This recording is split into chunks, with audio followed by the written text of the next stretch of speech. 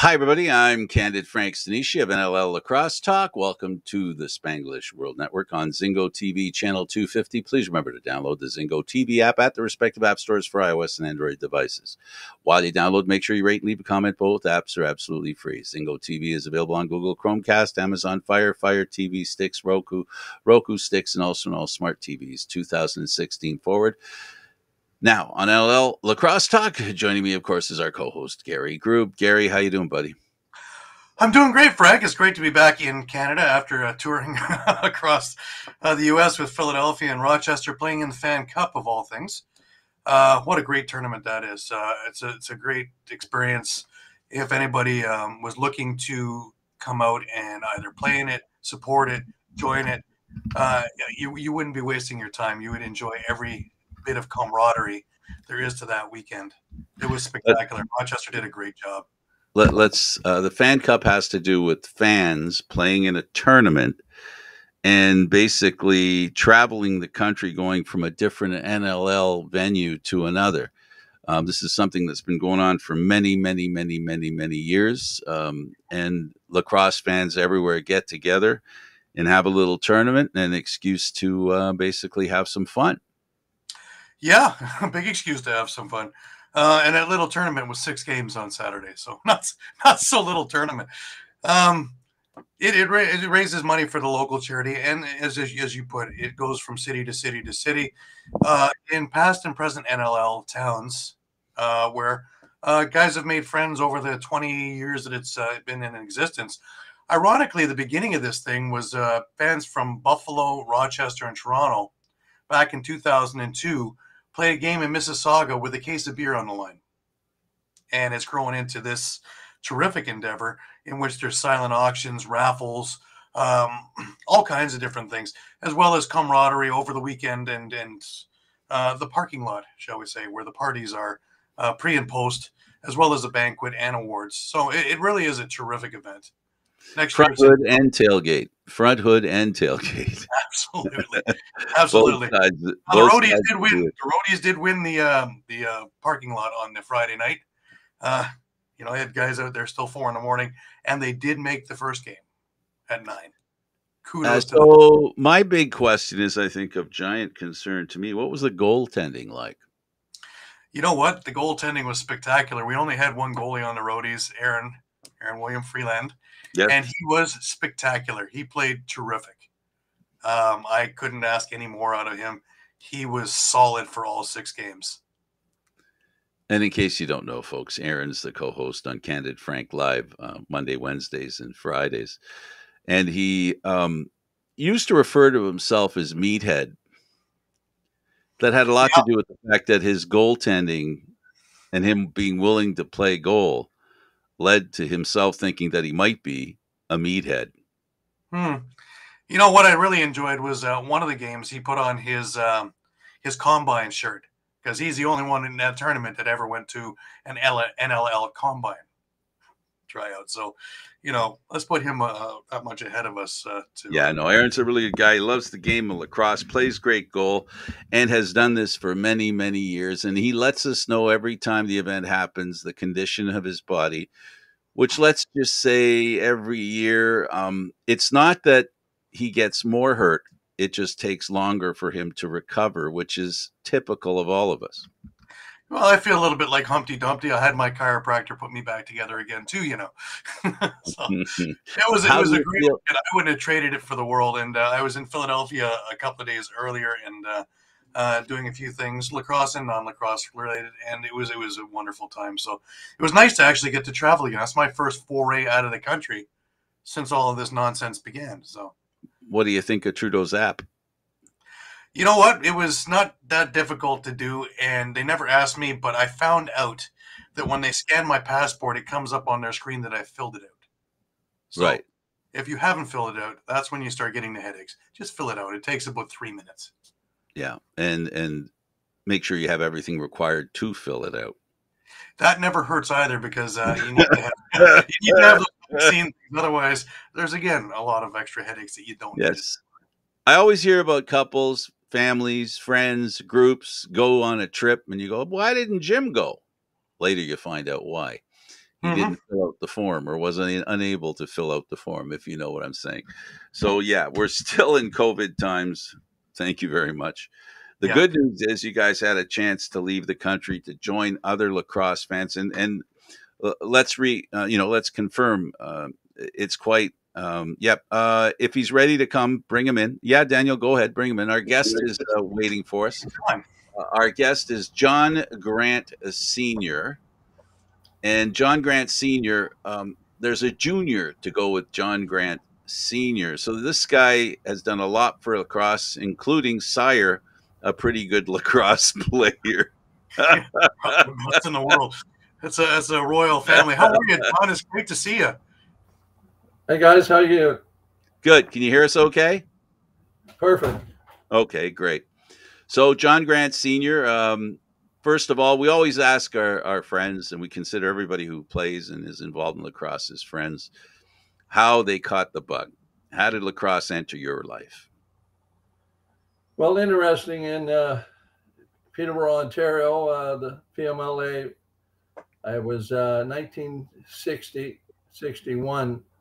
They ran a chocolate milk promotion in the south end of Peterborough, where the arenas were then, the Civic Arena, and Campbell's Dairy had the truck there, and of course the word got out in the neighborhood, free chocolate milk.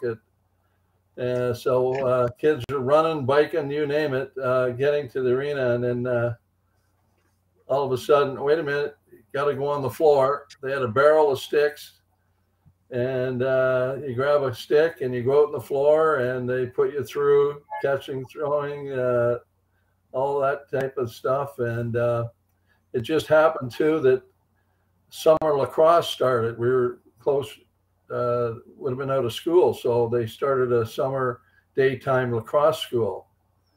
So once we started with the stick, it was a place to hang out, and the little 6-ounce chocolate milks with the paper cardboard, we could see the water still. It was that cold. So there was a bunch of kids outside the arena drinking that up. It was good. So let me ask you, now that's how you got involved. What kept you in it? Well, it gave me time, house league, where you got time to love the game, and you play with your peers, the kids that you went to school with, and it wasn't like, they taught. Don Barry was a head instructor. That in those days, Bobby Allen was a head instructor, and that year it was all about the stick. And once we decided to stay and join the house league day school, you were given a chance you had to sell 3 $1 tickets. And in 1961, that was hard, believe it or not. That's when the pop bottles were raining out down on the side of the ditches and railroad tracks. So I did a lot of collecting pop bottles to get the $3. But Pat LaRock, we opened his trunk, and there was a load of wooden sticks. And you pick out a woody, and where you go, you're looking at this thing, okay. And it just happened too that Johnny Davis and some of the senior guys and junior guys were always around the rink, and you go up to them. How do you do this? And they'd show you how to take the stick apart. They'd show you how to put shooting strings in. Even to the point where a bunch of us watched, the one, I forget the fella's name, was shaving down his stick, because some of the handles were pretty huge in those days. And they were traditionally break a beer bottle in a plastic bag, pick the right pieces out, and start shaving the handle down. And they taught us that. Mind you, we were that young before the beer bottles, but we had to use Coke bottles. But it got to be where, and they told and taught us the love of the stick. If it rains, put it under your jacket, because in those days we walked, we biked. And so we learned at an early age how important the woody was, and it was part of you. And so, yeah, we credit the miners for and being in Peterborough with some of the best players that we had the chance to go watch. So, and it happened in 61, that particular year, we won the All Ontario Championship in not Pine Point, it was Mississauga, Port Credit Arena. So great experience, and the group stayed with it. Now you stayed in Peterborough for your junior, playing with the PCOs, and you had a couple of Minto Cup appearances. You won one, you lost one.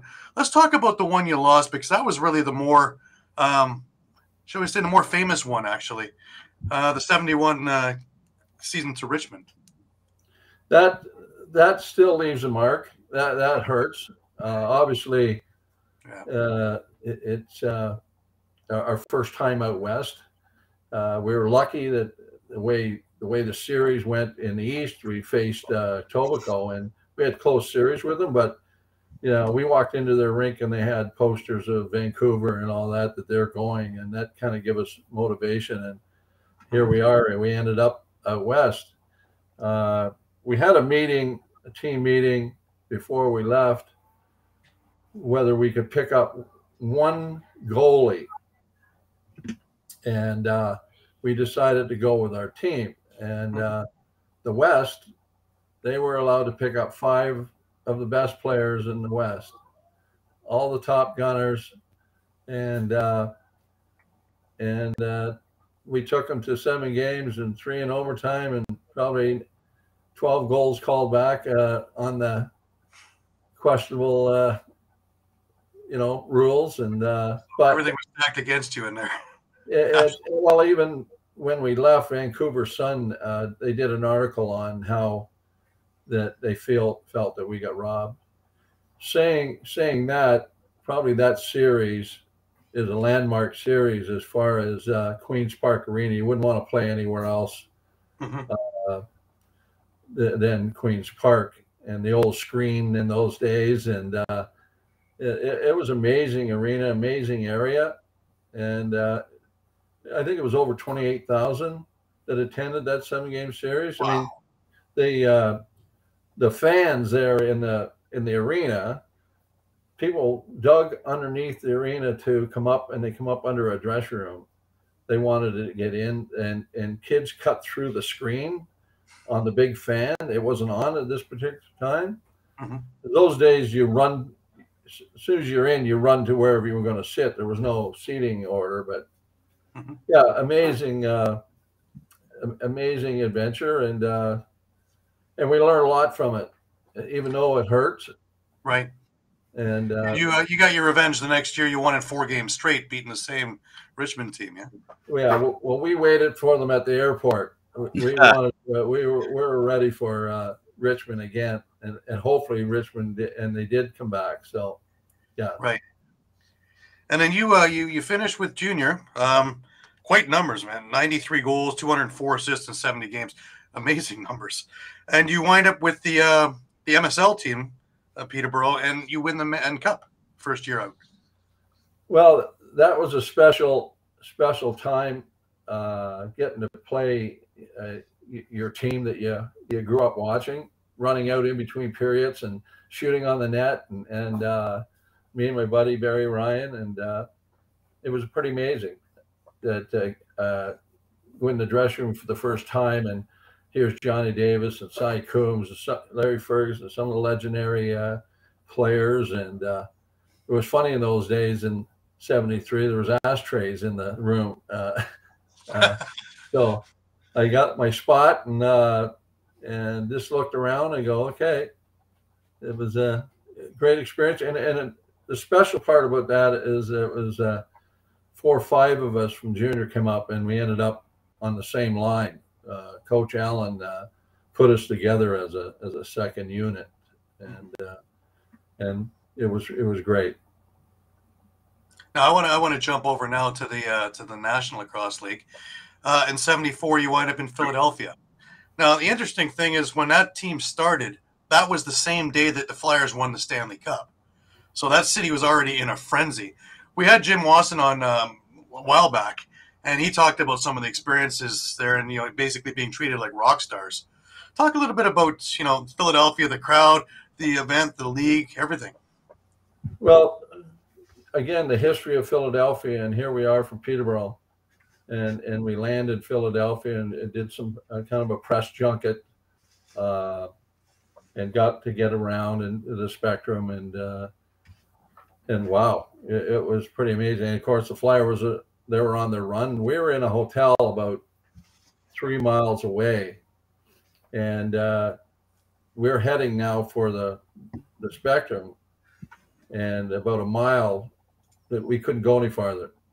We all had cabs ordered, and we had to get out of the cabs and walk with our bags over our shoulders through this maze, because they circled like a parade all the way around the Spectrum, and they were throwing beers out, and everybody's drinking and partying, and the poor Montreal bus, they come in a little later, got through, but the fans were rocking the bus, and but it's to this, what a memory of they had to clear the arena out, and all they had I think over 15,000 for our opener.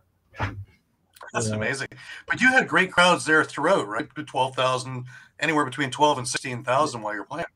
Well, the interesting thing there is we were a summer sport, not a winter sport. So our two teams that we basically had to go against was the Phillies and the Sixers. And lucky the Sixers weren't doing that well. That was before Dr. J arrived, and and then if the Phillies got rained out, they would announce, come over to see the Wings play. So it's right across the street. So it was a real interesting, and we played in wooden floors. Right. And that was the other key that we still talk about to this day. The difference from 74 to 75 is the wooden floor. Right, because they put the carpet into 75, right? And people, our attendance went down in 75, not because of the talent, the game, but they come to us at practice, and there's something wrong with the game. Yeah, you can't hear it anymore. Right. And that's what the carpet has done to it now. And this is before, too, now they mic the boards and mic the glass, and, sound carries. So, yeah, it was a great floor. All the floors in the NLL back then, Montreal Forum was like Queen's Park, the small plywood or hardwood. So amazing. Right. It was funny because we actually had Ed Tepper on the show, and he went through the story of finding the turf with Ed Snyder. They were actually here in Toronto, and they were watching an indoor soccer thing, which brought a whole other topic up because he invented major indoor soccer. But he fell in love with the color of the green and how it shot out, and from then on, the Spectrum had it, and then Toronto and everybody else took it. So, yeah. So what was visually good hurt the game in its own right. Yeah, and we had, to get to play in the Boston Gardens was pretty amazing. After watching on TV and seeing the banners, right? Pretty disappointing. The Boston Gardens, and never expected to be that old and run down, but it was still the play there and the history of it, and it was. And Capitol Center was great. Quebec City, Montreal Forum, like you're a hockey player, you're in heaven. Yeah, you're in the Meccas. That's what Jim was saying. Jim Wasson, all the things that the NLL is striving for today, you guys had. You guys were being paid well for the era. You guys had the press. You guys had the major arenas. So, yeah. So we kind of went backwards to go forwards now. Well, again, I think the key component of that is if you believe in the game, is it strong enough to stand on its own? We don't need music to cover it. I think, Gary, you've been at a Six Nations MSL game. What we have here in Ontario, unbelievable talent. and they're vying for a Mann Cup, and it's amazing. These young athletes are just, now that the Tupperware has gotten better, Right. the skills have just enhanced the skill level, but they don't seem to want to have anything to do with 74, 75 in the NLL's history. It's unfortunate because we have we could add a lot of. It's true, because they usually bring up the 85, the Super Game, then the Eagle, Mill. We hear about all that. We don't hear a lot about 74, 75, which is a shame. And you had the best comment once when the league did fold. It was like winning the lottery and then losing the ticket. Like, to me, that's dead on what that would be about. Yeah, it was. Yeah, we played most of our life to get to this point. Mm-hmm. And what was coming behind us, the talent in Canada, if not U.S., was amazing talent. The league would have just got so much better as we grew, but unfortunately, Mr. Bishop, Mr. Kells, Mr. Allen were coaches in those days, and we could have used that experience at the higher levels. Right. Expand on 74, 75. You mentioned it for the sake of the viewers. Talk a little bit about 74, 75. What made it so special and it's so regrettable that it's kind of been forgotten. Well, it wasn't a part-time thing. I guess the real part, we played a 48-game schedule. That's a heck of a lot of games. With wooden sticks. And here are the rules. There isn't any. Most of the teams had 25, 30-man rosters, and a lot of them were, broken hands. And, they brought the owner in from New York, Madison Square Gardens, and he thought we were actors. He thought, well, that guy's tumbling on the floor. That's not real, is it? And, but the history of Philadelphia, we're so fortunate to play there, and the fans. There's a lot of said about Philadelphia fans and close New Jersey fans that they fell in love with the game. They fell in love with the game, and we fell in love with the fans, and it was really.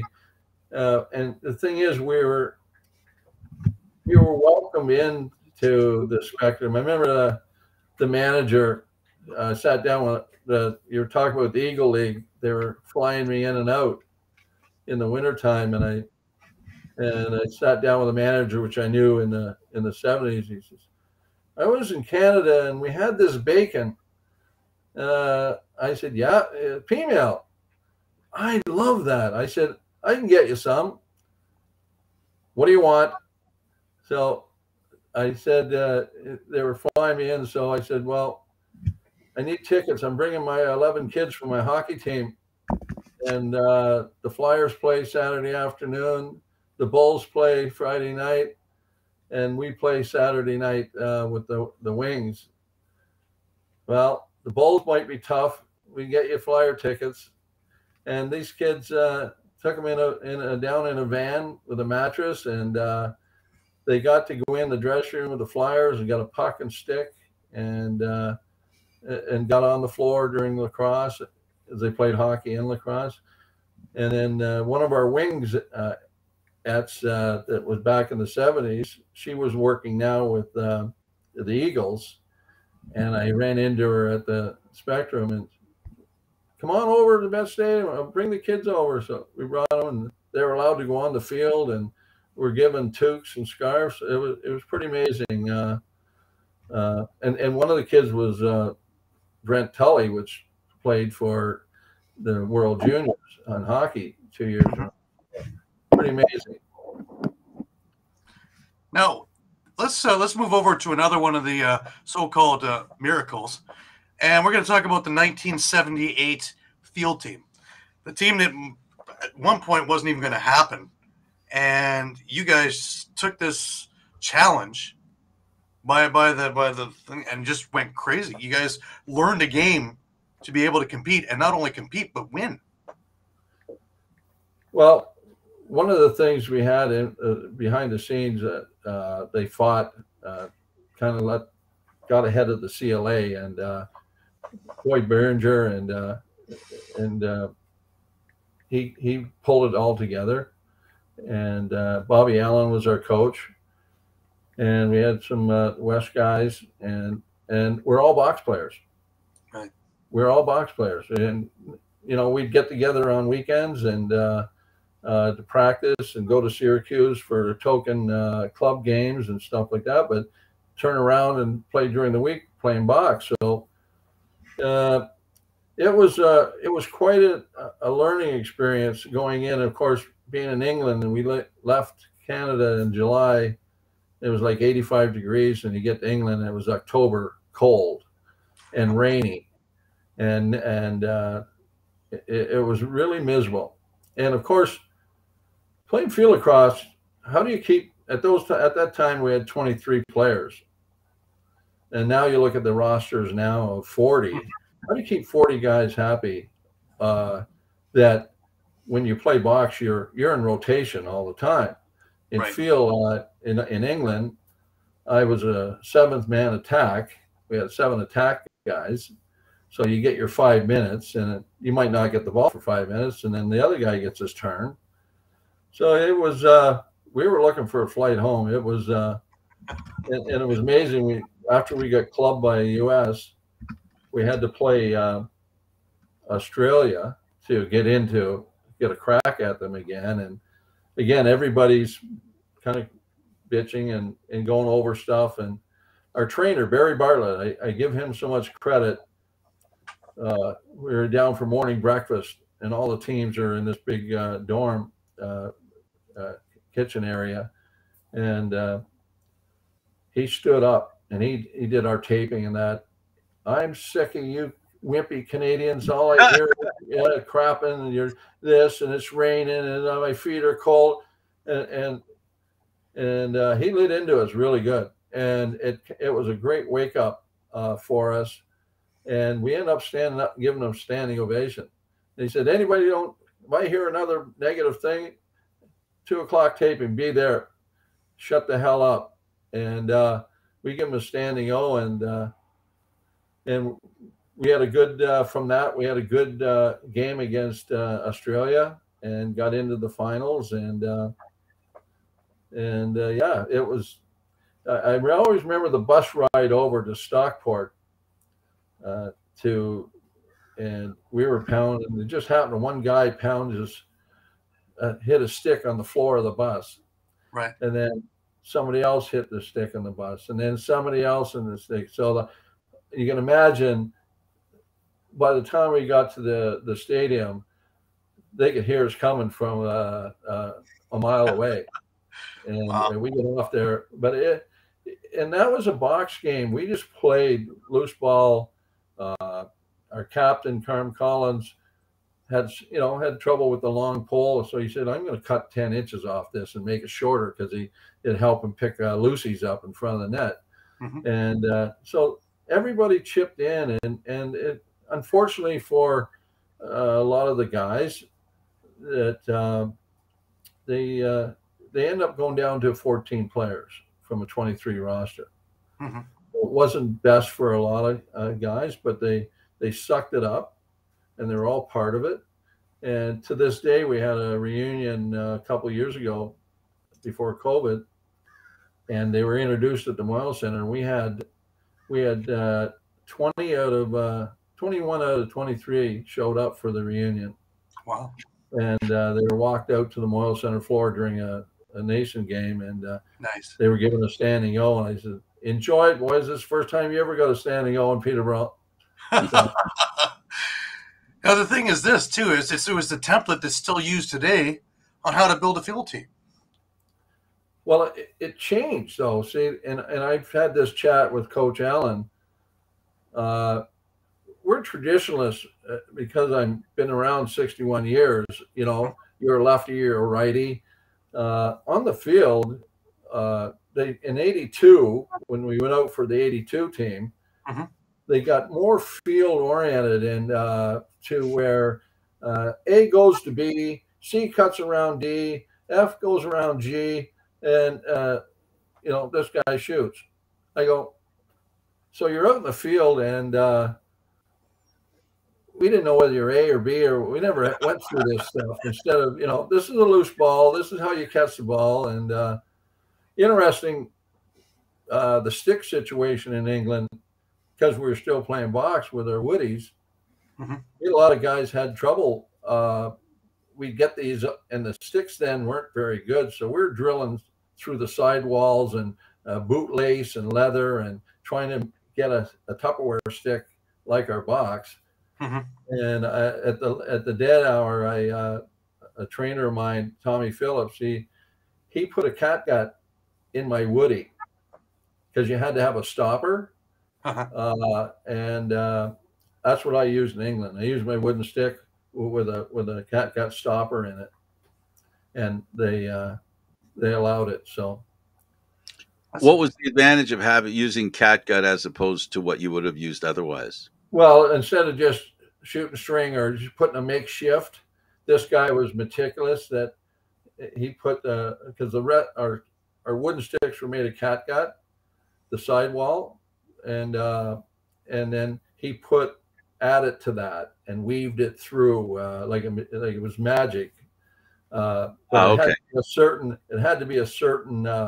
It's like you see a Tupperware now with a stopper at the end, and but I wouldn't recommend it. It was wet and cold, and it wasn't really good for it. But it's one of those sticks that you carry that you shave down, and it was part of you that was hard to change. Right. So, and again, expand on the shaving down. How did what you did make it yours? Well, you gotta your stick. You always make it personal.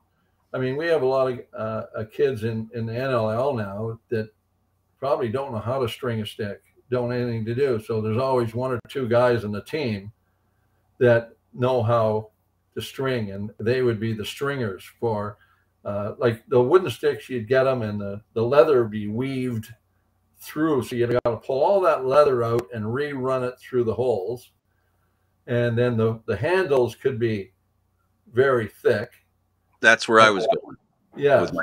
So you pick them up, they're like a log. So as you're shaving and you got sandpaper and you test it, and then you shave more and you test it like it's an egg kind of shape that felt good in your hands, and then the roll and where your pocket is. And we got kind of, like I say, spoiled from day one back in the day of how important they were. And we carried that on to some minor kids. One time when I was coaching minor, I wouldn't allow the team to have Tupperware in the pitcher. And it had to be a wooden stick. So it's got a lot better. The manufacturers have done a great job. And now you have the plastic sticks, which, you can't personalize them the same way, right? Yeah, and especially there's a certain sensation goes up your arm when you get hit with a Tupperware to wood. So yeah. And you can still feel your arm. It's like the ball on the end of the bat. Yeah. Aluminum or wood. Right. Yeah, absolutely. So you're all through this year, you're still playing major series. You're with the Lakers. 12 seasons, 203 games, 245 goals, 506 assists. That's not to include playoffs. 3-man cups. Talking with some of those teams, and of course, Bobby Allen is coach. He seems to come up a lot. Bobby Allen is the guy. Bobby Allen, I remember my first year senior, and we're playing Morley Kells with the Brantford Warriors, and they won it, the Man Cup year before, maybe 2 years before. And I come out, had one practice, and here we are, my first game in the Moyle Center against Brantford, 2,500. And he decides to put me on top of the power play and move Johnny Davis over to the shooter. And wow, where'd this come, And so I remember being on the top and nervous, obviously. And I kind of faked the pass, went to pass it over to Johnny, and Zinni Lipinski picked it off, went down and scored. So I walked to the bench, head down, and thinking, you're done. And Bobby come up to me underneath and put his arms under me and said, play your game. You know you're good enough. And that's why I believe in coaches that can change the outcome of athletes. By he didn't have to. It could have been easily put Johnny back and put a rookie to the side. Right. And he gave me that second chance, and we went and got the face off, and I get out there, and same thing, fake twice, and Zinni went for the second. I stepped in, and Buffer McCready, great goalie, came out, and I backhanded past to Cy Coombs on the edge of the crease, and he scored in the open net. And I knew I made it. Right. So the difference of success and failure is a man like Bobby Allen giving you that opportunity that can see the game. Now, this playing for Peterborough, of course. You're playing for your hometown team. You're playing for the team you watched growing up. Is there added pressure while you're playing for this, or is it just such an elation to play for them that, let her go? Most people don't, and we've had this discussion many times, Toronto guys, big city players. Peterborough, imagine, and Gary, you've been there, I'm sure you guys been in Peterborough, small town. We play hockey in the winter, summer lacrosse. You can't go anywhere. It's part of the history. How's the team look? What's going to go on? Who's coming in? Everywhere you go. And the guys in Toronto or other big centers, they might not see a lacrosse person for 10 years. Right. So it's a daily thing to represent. Even it was hard for me. I was hurt. I remember after the Pro League folded, and it's pretty humiliating. Junior was a year and a half, and of course the league folded, and I got to go up the City Hall steps to get welfare, to get milk, and so, and then finally get a job and I worked for Coca-Cola for 14 years. And just, before the league folded, you're doing autographs and you're sending fan mail, and you're part of something that's so special in your life. So I played in Peterborough later on, but I did it, I guess, with the pressure. It was easier to play than to say, why aren't you? Right. And unfortunately, probably never give my best,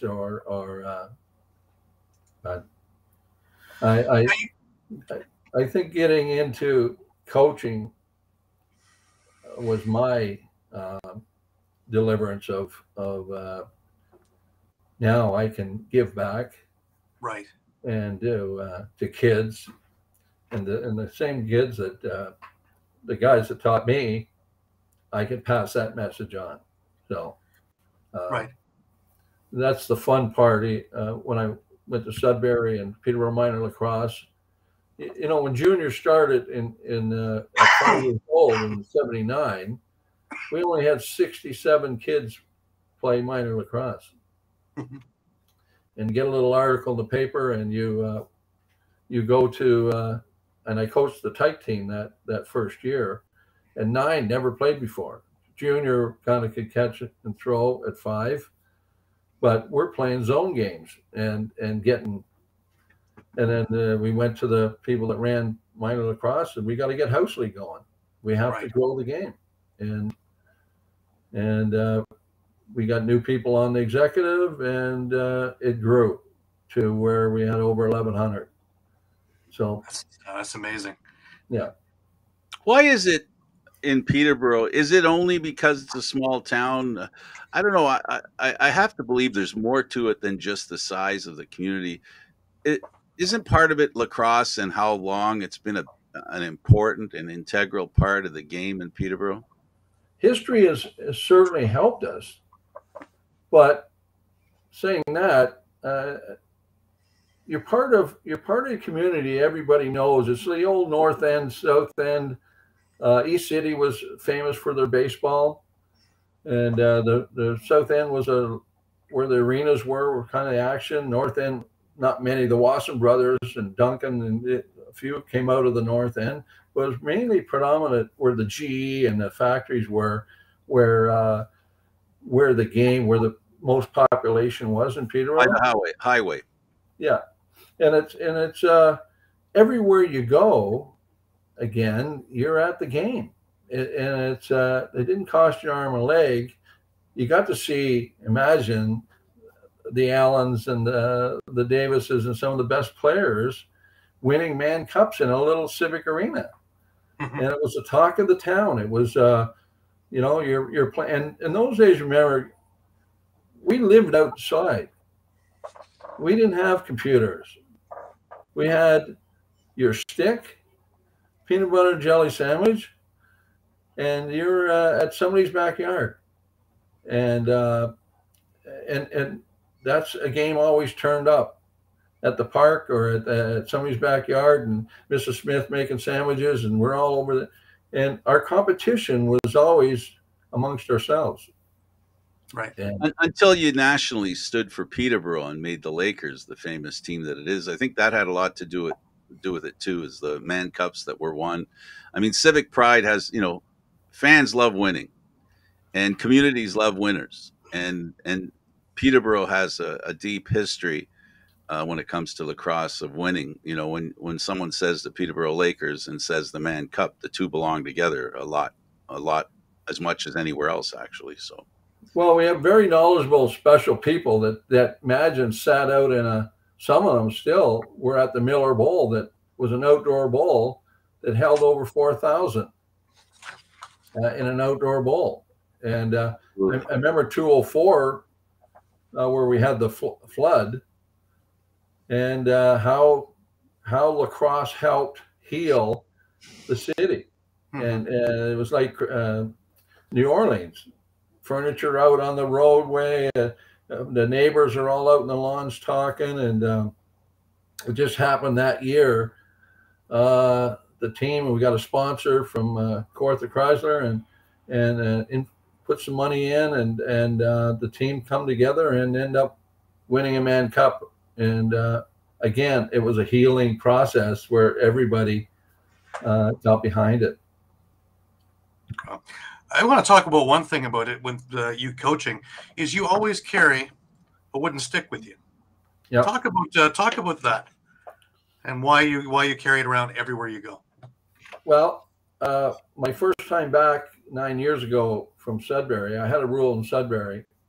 I was up there 17 years, and I always had a rule with the kids of, if I see you without your stick, you owe me $2. If you see me without mine, I owe you $2.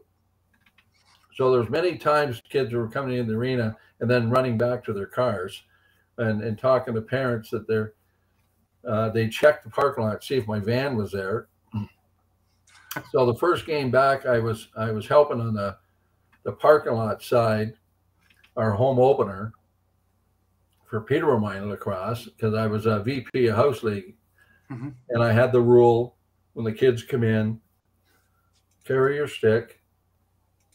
So they, of course, I didn't have mine, and they remembered.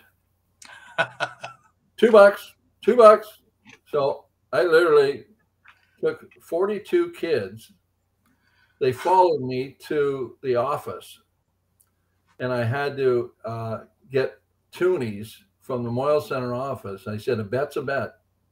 So then I said, well, I can't carry my Woody, but so and that's why I carry my little Woody, and the rules are still the same. That's amazing. That's a great story.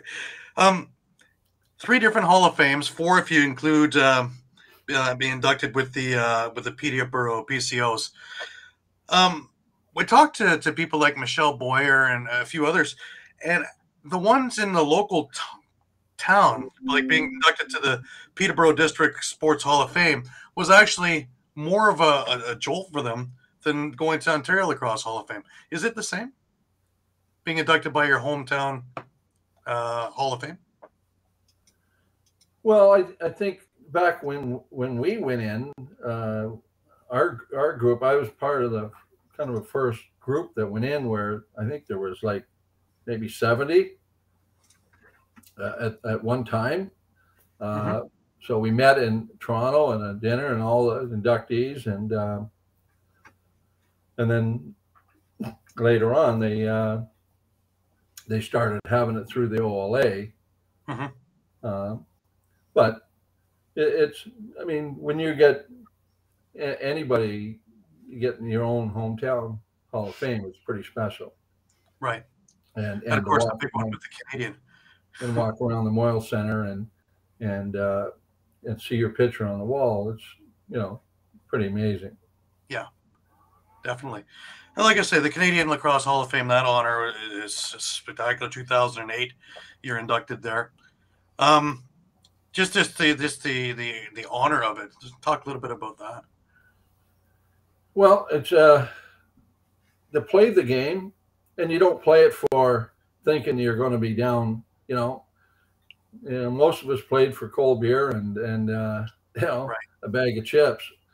But the chance to meet, you know, in those days we never ever talked opposition. You know, it was like the John Ferguson get up and leave. But I mean, the game has changed now, where all these young players now are all intergrouped to know each other. So that part of it's changed. But to play against some of the best Western players and Ontario talent, and deemed to think they're good enough to make the Hall of Fame is pretty special.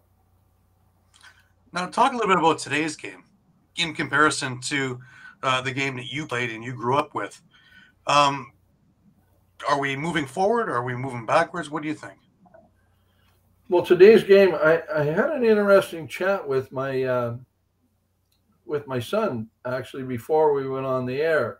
He called and we got talking, and he was talking about the Sixes championship.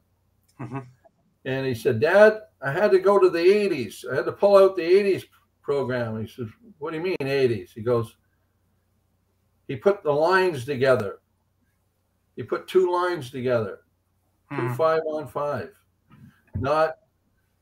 And so when we played coming through the system, our competition was our own other lines. Right. Because we had to play defense and we had to play offense.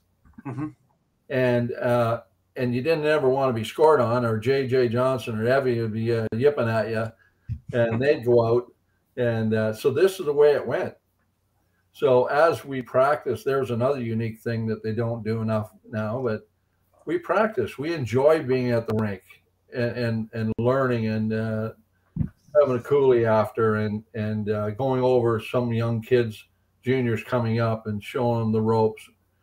But now it's offense, defense. And if you're 6'4", you're 220, you're a D guy.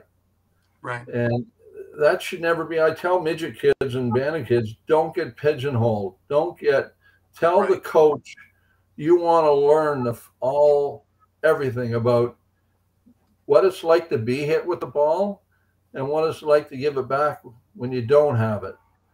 What it's like to win a ball in the offensive zone or the defensive zone. Be a complete player.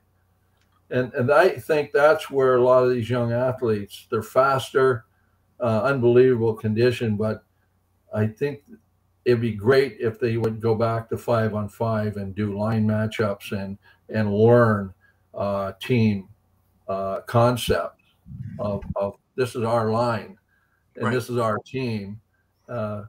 Then now you got 7 offensive guys and you're in a rotation, and it's hard. It really is hard. So you don't really like the idea. I shouldn't put words in your mouth. And I'm just going to say that fine-tuning players makes them not available to deal with surprises. You know, expectations are when you play a game that there's surprises. And if you fine tune yourself too much, you're not able to deal with other situations that aren't part of the way it's supposed to go. Yeah, if you love the game, you have to understand all aspects of the floor. Sure. You know, the goalies' long passes, now their equipment is so big. How many long passes for breakaways do you see anymore? Mm-hmm. That's basically gone.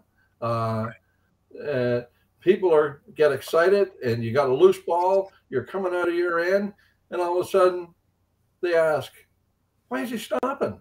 Why is he going off? You know, little things like that. And then they roll it to the guy. I would let it go and then give the guy crap. I said, I wanted my stick. Don't roll me the pass. Like, right. People are paying money for these athletes to put on a show and show that intensity. And like I say, these young kids are pigeonholed, I believe, into a defensive set or an offensive set, and they aren't allowed to cross that divide. Right. I'm sure the odd ones are, but very few. Now Peterborough's back in the hunt for the Mann Cup, so I'm sure everything is vibrant out there. They're playing tonight. God willing, I'll be there Monday night, so I look forward to seeing you. But that should be that's game 5. So, yeah. Any tickets, bud? Yeah, I could. I'm sure. You going? What both of us tell them? We'll get you up in the suite. Sounds great. What day? That's Monday. Monday. What time? 8 o'clock. So if I leave here, Gary, around 4, I'll make it there in time, right? You should be there in time, yeah. It's going to be like a 3-hour drive. I'm in Wasaga Beach. Beautiful. I'm up here at Simcoe. Okay. I'll be up with Boyer, so. Yeah. Well, you're welcome. I get you tickets and enjoy the game. Get you and Gary, you've been up to the suite, the alumni suite. Yep. Love it. Well, if I can make it, I'll take you up to the I'll take you up for the invitation. Anytime in the nations, or hopefully we get by this round. But anytime, come and look us up. And what day again? Monday, you said, right? That's Monday when I'm going. Yeah. I have a 6 o'clock and a 9 o'clock show. I have a CFL show at 9 o'clock. Oh. John. Okay. Well, I'll carry the flag. Keep him in the loop on the schedule, and I will. We'll get the both of you in. That sounds great. Really I want to thank you, John. I really want to thank you for taking the time to do this with us. This is terrific. Well, thank you. My pleasure. You guys are doing a great job. Thanks. Thank you so much. We appreciate the compliment, but it's pretty easy when you're covering something that's pretty much self-motivating, I guess. Thanks, John. Okay. Thank you, guys. Thanks, Gary. Well, for John Grant and Gary Groob, I'm Frank Stanisci. Thank you for watching NLL Lacrosse Talk. Seen live Thursdays at 4 p.m. Eastern Standard Time. This show can also be heard on the Spanglish World Radio Network. For Lacrosse Talk and news, entertainment, and other sports programming we offer, please check out SpanglishWorld.ca. Spanglish World. Watch it, hear it, read it, download it, and live it. See you next Thursday, everybody.